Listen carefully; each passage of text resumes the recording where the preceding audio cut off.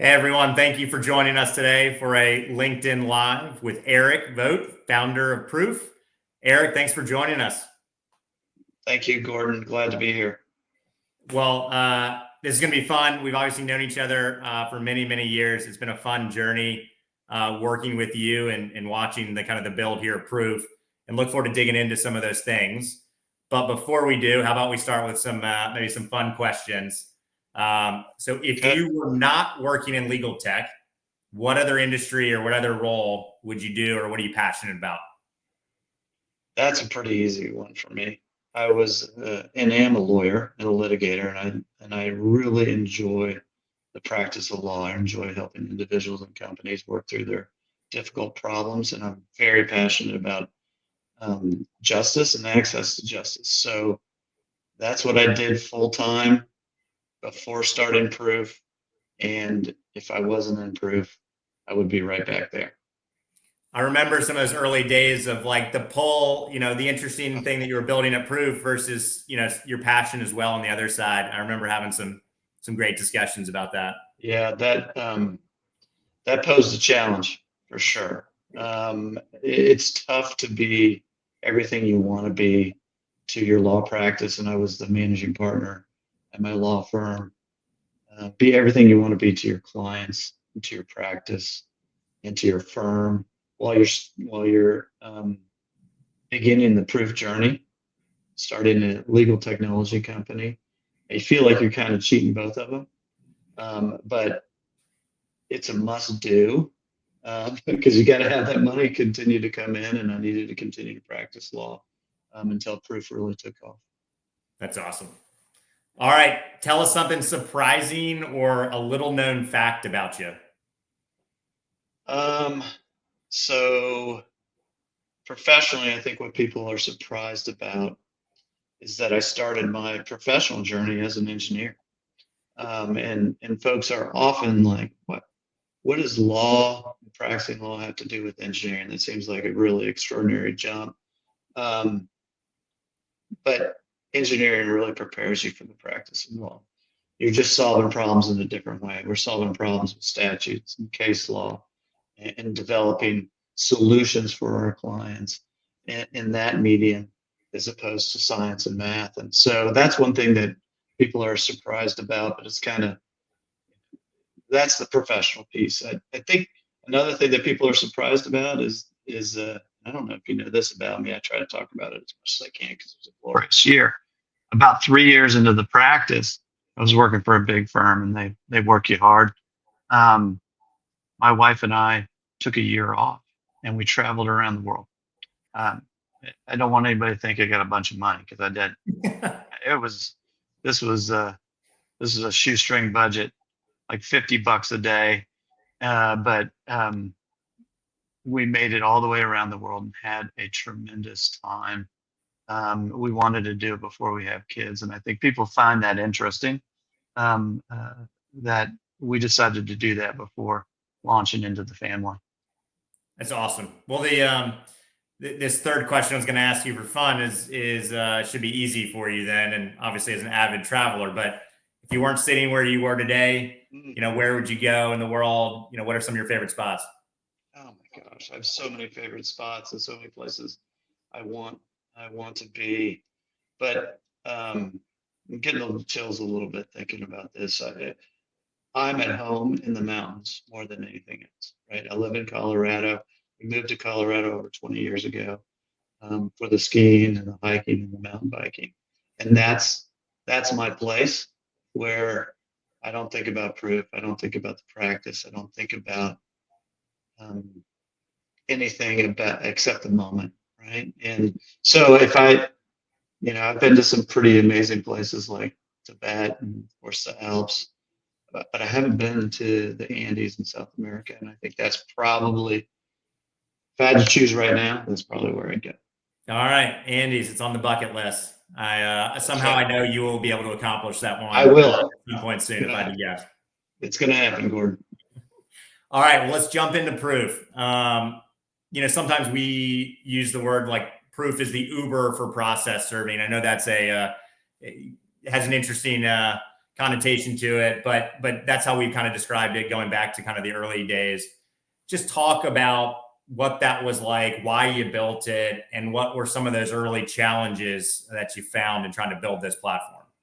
Yeah, I've tried to forget about all those early challenges because they were numerous. But look, I was a practicing lawyer and I was frustrated. My paralegals were frustrated with the lack of technology that was brought to bear to the delivery of documents, right? And that plus the fact that most Americans and most American businesses can't afford a lawyer to take their dispute into court. It's something like 85% really drove me to try to find a better solution. We started our access to justice journey through service of process, right? The delivery of documents. It has to happen over 25 million times a year in the United States. Every defendant, every witness has to be hand delivered documents, right? And the way it worked, pre-proof, we got a lot of folks that are trying to follow our technology now. The way it worked pre-proof really sheds light on proof, right? You had to have your paralegal call a process serving company in every geographic area where a defendant or a witness resided or worked. And you had to fax the documents, email the documents over to them, and then it would go dark. The court gives you 90 days to have these documents delivered. That process serving company is finding somebody. It literally could be a son-in-law to deliver those documents. You have no control, you have no transparency, and it takes a long time. It's very anxiety provoking because the case cannot begin until everybody has received their documents in a very legally prescribed way. Hand delivery, so they know the importance, they know they have to respond. So what we created was a way for a law firm, a paralegal, to upload the documents to the Proof web app. AI reads those documents, pulls out all the information we need to make sure we deliver that pursuant to the rules of that court where the documents are filed. And then the algorithm finds the process server. I think we have 2,000 of them on our platform now across the country. That's closest to each one of those defendants. It pops on their mobile app, they pick it up, geolocate the nearest FedEx, and they're off to the races. And the law firm can see, just like your pizza's coming, your pizza's being baked, they just put on the cheese, you know. The old Domino's Check pizza it. sticker. Yeah, it's right on the top, right? First attempt made, geolocation this, timestamp this. They can chat in real time directly with the process server. You know, that the defendant's down the street with his, with his son at soccer practice, turn and go that direction. And that product market fit, although we had lots of technical challenges with that. Yeah, it all sounds easy. What were some of the early challenges? So one of the earliest challenges was we didn't have any servers. We built this thing. My firm was client number one, right? They start putting jobs up there. Then we got a couple more clients, and we're like, oh gosh, we don't have anybody to actually on the other end of the technology. So I'm running around serving documents. But that was an oversight, much less a technical challenge. Some of the technical challenges we had were the documents wouldn't go through to the server, right? The documents wouldn't hit the mobile app. Then they weren't able to print them at the nearest FedEx or integrated technology. So then we're, of course, in the background emailing, hand delivering the documents to these folks. And so we had numerous challenges like that that we had to deal with at a very early standpoint with not very much money. And so we used to say you fake it until you make it, and that's common for any technology startup. It was very common for us. Yeah. I'm thinking back to, I think it was like 2021 that we first met and started talking about your business and trading ideas here. One of the things that always intrigued me was this fragmented market. And then the reality that the way that you serve in every market is different. And there's different rules and regulations across jurisdictions. Yeah. And it seemed tailor-made for a piece of technology that could allow someone to actually scale beyond a locality. Just talk a little bit, like, is that built into the platform, and how do you build it, and how do you monitor the fact that every jurisdiction is different? Yeah, that's still a work in progress, frankly, because we have in our beautiful republic, that's the United States, right? We have several different jurisdictional levels of courts and law, right? We get the federal courts, we get the state courts, county, and we have local, right? And they all have different rules on how these documents need to be delivered, right? And then you layer in that it depends if it's a divorce case or an eviction or a car wreck case. Then the rules within the jurisdiction are different. And then you've got individual judges' interpretation of these rules. Early on, we learned that there was one Arapahoe County judge here in Colorado that wanted the affidavit tweaked a little bit different than everybody else. And so that is all baked into the technology through trial and tribulation, right? We've learned those written and unwritten rules. When the documents are uploaded, AI pulls out jurisdiction, court location, defendants, plaintiffs, establishes the rule for the process server, because the process server could be serving documents that are outside of a jurisdiction from the court jurisdiction. So that process server has to know the rules. Our technology doesn't allow the process server to deliver those incorrectly. And then what the process server dictates into the mobile app is combined with what we learned from AI into a jurisdiction by jurisdiction compliant affidavit based on that substantive law and the jurisdiction. That's a lot harder than I thought it was.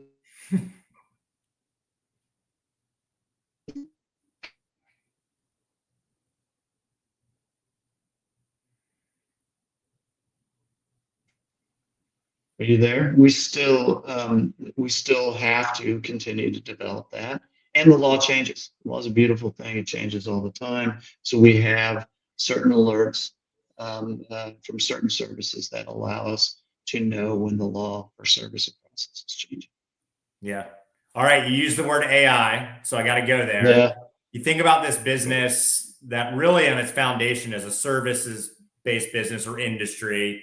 Then you built a software platform, and now we have some more resources in the world in the form of AI. Like, talk a little about that journey and how you're leveraging AI in the platform. Yeah, it's the first thing we've done is we used to require our customers, our law firms, to input a lot of data to help us understand the rules, right? Or what rules apply, right? Is this a divorce case? Is this type of case? Where is it filed? Now, just by uploading the documents they want delivered, our AI algorithm can pull out what we need. So we've eliminated all those keystrokes. We took what was described as a filing a tax return, all the information we needed, and now it is 95% accurate. All that information goes into the platform, and we're eliminating all that time from the client's perspective, our perspective, and the server's perspective. So that's the most obvious front and center way that we use AI. We use AI on a regular basis through chatbots that respond to our server. We use AI to analyze our data. When is the best time to deliver documents to these types of locations? So it makes us much more efficient inside the platform. So those are some of the uses that we've of AI that we're doing today, and there just seems to be a whole lot more coming down the pipe. Yeah. What gets me, I mean, still so excited about your business is the market. There is still the analog methodology that so many people are leveraging to get their documents, properly delivered or service and process. But when you think about the platform you're building and then what you can deliver for a customer, it's pretty night and day in terms of that service delivery. And so just talk a little about, like, what does that mean from the client, the customer? How have you changed their perception as to how you can do this, and where does it go from here? Yeah, I'll start with the court gives you 90 to 120 days to deliver these documents. That just tells you the state of the art for e-proof, right? We're now doing this in an average of between 2 and 3 days across the country, 50,000 times a month. So that alone has delighted our customers, and it is part of meeting our vision to make litigation less expensive. If you're spending 90 days just getting the darn thing going, that's a problem.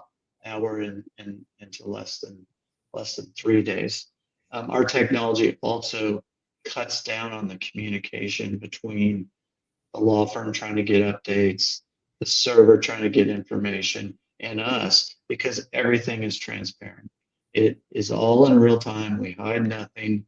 Every communication is real time. Lawyer, believe me, we wake up at 3 o'clock in the morning and we wonder where our documents are. Now all you have to do is click on proof, and or through your phone, you can see exactly where all your documents are, how close we are to getting them delivered, which ones have been delivered, and you can send a chat message directly to the process server. Where before we didn't even know the process server's name, right? We didn't know who was being used. So those types of things have delighted our clients and have resulted in, a doubling of our revenue year in, year out. Um, as we move forward on this journey, it's 7 years. Yeah. Well, that when you put it in that perspective, and maybe us being a part of that journey for a good while of that, and the trajectory has been amazing. And you've built a very large business at this point. Let's look forward, though. Where does it go from here? What's on the horizon? What do you want to accomplish? Yeah, it's interesting. We have always envisioned ourselves as we're just the first stop is service of process. Now we're taking on e-filing, right? Making e-filing more efficient for lawyers and law firms. We're looking at other businesses, other technologies across the litigation timeline to become the go-to platform when a lawyer needs some help. Do they need an expert witness? Do they need a trial paralegal? Do they need a translator? We would like to provide all that. That's the broadest of our visions, is being that beautiful piece of technology that lawyers go to throughout the litigation process to help them be more efficient and drive more value to their clients and make the whole system more efficient. That's the broadest vision, and that's what we're going for. Love it. Well, maybe Eric, we can wrap with one question a little bit more broadly on kind of legal tech in general. As we just talked about, you've built and scaled a really nice sized business. There are a lot of founders, and I see them at the conferences at our summit. They see you and envious of kind of what you've built, and they look for guidance from you. And so, can you share with us a little bit about, what is some of that guidance you provide to the next generation of legal tech entrepreneurs that are trying to build and disrupt in this space? Yeah, it's tough, right? There's great macro tailwinds for legal tech entrepreneurs. It's a heck of a good time, better than any time in my career, for you to be entering into legal tech. But starting a business is hard. I would say the first thing is you got to have product market fit. And the best way to have product market fit is build something in an area that you know very, very well and that needs some technology. At the beginning of our discussion here, I talked about that, right? I saw this problem. No way should it take 90 days to deliver some documents, get a lawsuit started. So I attacked that problem, and I knew that problem very well. And we built something that was a very nice product market fit. That'll take you a long ways. Second, I would say perseverance. Man, it's just, you're going to get knocked down weekly, if not daily. You got to stand back up and just say, okay, what did I learn from that? Let's move forward. So perseverance. Teach your kids that. That's your professional duty, because it is not easy. There's no easy road from the beginning to where we are now and to where other companies are that are even farther along than us. I would also say treat every penny of your investors' money very, very wisely. Do not spend. I call it my no kombucha on the wall rule. We're not going to have. To be clear, we did not pay Eric to say this, but we do agree with him, obviously. Right. But look, your ability to stay funded is absolutely crucial. That as a leader in your company, that's your number one job, right? You have to have money in the bank so you can keep going. And so don't put kombucha on the wall. That's not what you need to do. You don't need to be fancy. You just need to persevere and get the job done, and don't spend a lot of money while you're doing it.